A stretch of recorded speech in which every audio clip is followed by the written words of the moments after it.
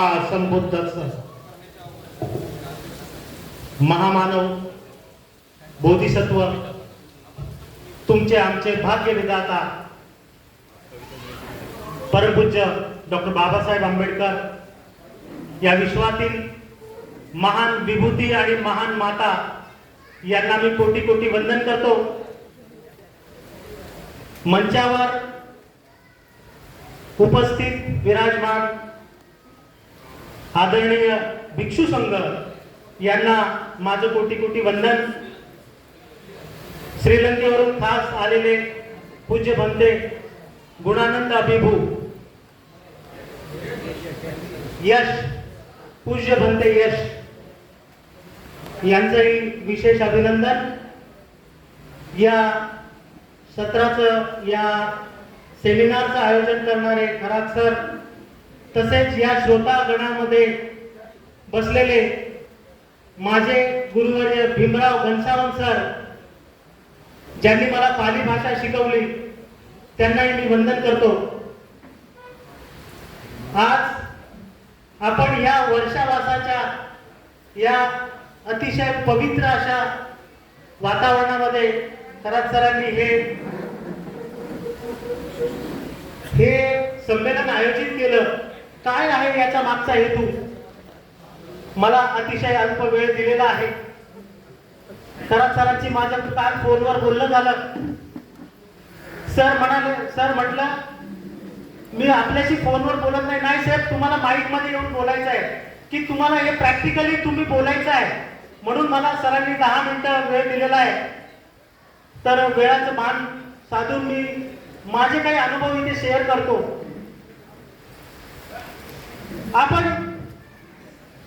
बऱ्याचदा बघतो की सरांनी सांगितलं की बौद्ध परिषदा होतात, गाणे, अजून काय भाषणे, काय वेगवेगळ्या अजून सांस्कृतिक कार्यक्रम होतात आणि आपण ऐकतो आणि आपलं मनोरंजन करतो।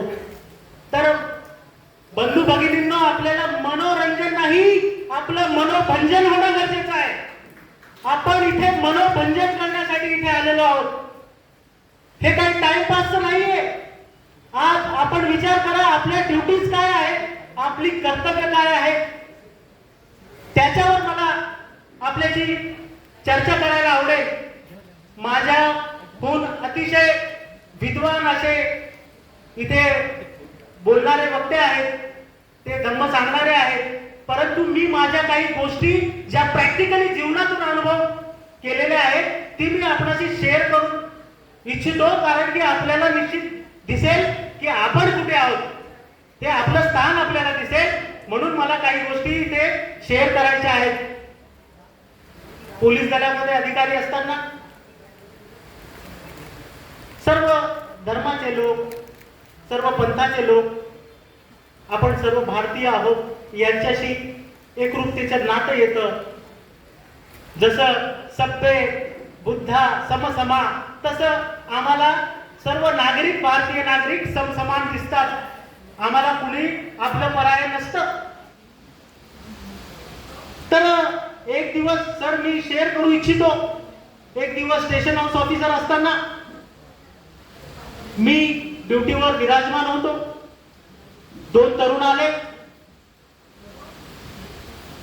आणि त्यांना कुणीतरी सांगितलं की मोरे सरांचा पालीचा अभ्यास आहे आणि ते बुद्धिस्ट आहेत, जयभीम आले। ते आले माझ्या समोर, काही सोसायटीचं मॅटर घेऊन आले आणि मी बोललो त्यांना, बाळांनो काय समस्या आहे तुमची? तर ते म्हणाले सर असं असं आहे। तुमचं नाव गाव पत्ता विचारला तर त्यांनी सांगितलं की सर आम्ही पण जयभीम आले आहोत। तर म्हटलं बसा बसा, व्हेरी गुड। त्यांना बसवलं। त्यांना माझ्या कर्मचाऱ्याला सांगितलं की यांना पाणी द्या, पाणी वगैरे पाजलं त्यांना आणि बोललो की बाळांनो, मी त्यांना हळूच बोललो की तुम्ही जयभीमवाले नाहीये, तुम्ही कोण आहे? साहेब असं कसं म्हणता? अरे तुम्ही ऐका तर खरं, तुम्ही स्वतःला बुद्धिस्ट म्हणून घ्या, तुम्ही बुद्धिस्ट आहात, तुम्ही जयभीमवाले नाहीये। जयभीम हा आपला अभिवादनाचा शब्द आहे, आपला श्वास आहे, पण तुम्ही कोण आहे? तुम्ही बुद्धिस्ट आहे। तर म्हणे सर असं असं आहे आणि आम्ही बोलत बोलत मग सोसायटीची चर्चा करता करता मी गेटवर आलो. सायंकाळची 5-5:30ची वेळ होती आणि तेवढ्यात काय झालं, त्या पोलीस स्टेशनच्या रस्त्याच्या समोरून बाटली भंगारवाला जात होता. काय जात होता? हाच गाडीवर बाटली भंगार विकणारा. तर त्याला मी थांबवलं, म्हटलं बेटा इधर आ.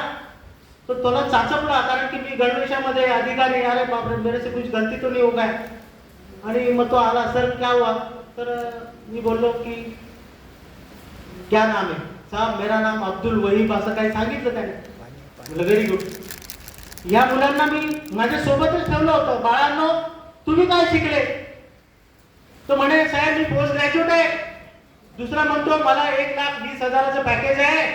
आणि तो तिसरा म्हणतो की साहेब मी पण पोस्ट ग्रॅज्युएट आहे, मला 80,000चं पॅकेज आहे आणि मी असं असं ह्या सोसायटीत राहतो, इथे काम करतो. म्हटलं बाळा वेल एज्युकेट, तुम्ही शिक्षण वगैरे घेऊन तुम्ही पदवीधर झालात, मोठ्या नोकरीवर आहेत. म्हटलं बाळा तुम्ही आता बुद्धिस्ट आहेत, तर मला एक सांग, तुला पंचशील येतं का?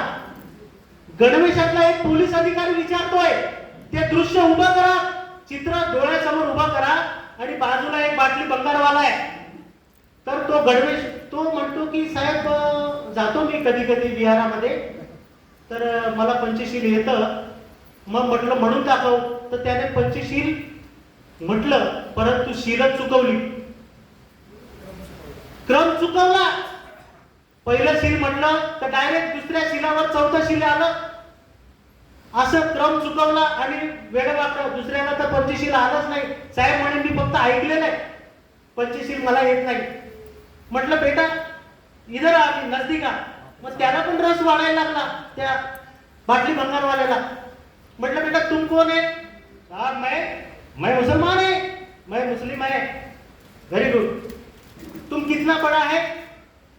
साहब मैं स्कूल में गया ही नहीं, बाटली भंगार बेचता हूँ. साहब आप क्यों पूछ रहे? तो बोला बेटा ये जो है ना, इनको मैं पढ़ा रहा हूँ, अभी इनको तुम्हारी शिक्षा दे रहा हूँ. तो बोला ऐसा कैसा, मैं कैसे पढ़ाऊंगा? मैं ना बड़ा पढ़ाएंगे तुम. तो तुम स्कूल में नहीं गए, तो तुम मस्जिद में जाते हो, तो आपको कुरान की आयत पढ़ने को आती है क्या?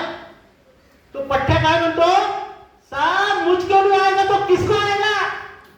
ये मेरे सिवा किसको नहीं आएगा, मैं पढ़ के बताता हूँ. सुरू केलं त्याने आणि त्याने त्या आयत्या म्हणून दाखवल्या आणि मी त्या पोरांकडे अशी नजर फिरवली. म्हटलं बाळा हा अंगठा छाप आहे आणि तुम्ही पदवीधर आहेत, तुम्हाला आपल्या धर्माचं एबीसीडी माहिती नाही, तर तुमच्या घरामध्ये सुख कसं नांदेल हा प्रश्न आहे. म्हणून या सोसायट्यांमध्ये या कुटुंबामध्ये कलह निर्माण होईल, कारण की तुमच्या घरामध्ये धम्म नाही. तर या गोष्टी आहेत. बरंच